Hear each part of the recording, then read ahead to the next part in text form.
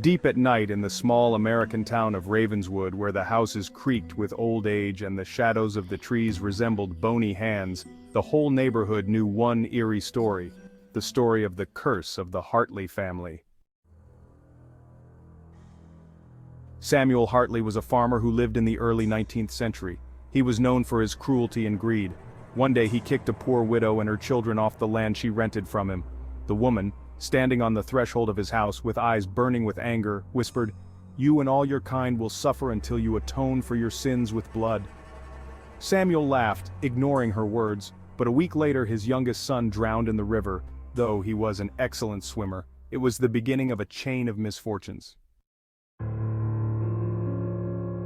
Jacob Hartley, a descendant of Samuel, did not believe in curses. He was young, ambitious, and successful. Along with his wife Ellie and daughter Sarah, he had recently moved into the old Hartley house he had inherited. The house seemed dilapidated, but Jacob thought that was just part of its charm. His wife wasn't thrilled. The creaky floors and strange noises made her nervous.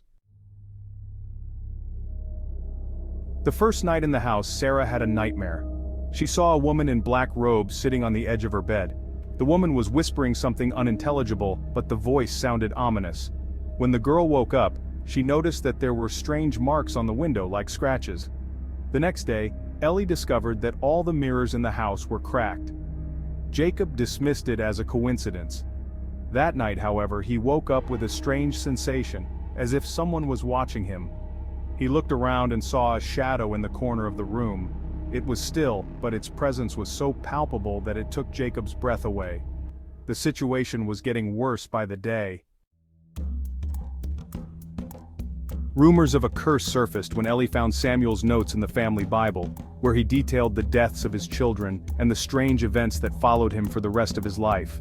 The last entry was, "I didn't want to believe it, but now I know, we are cursed."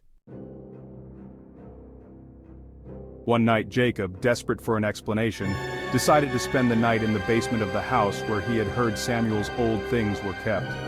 Among the dust and cobwebs he found a trunk full of letters and papers.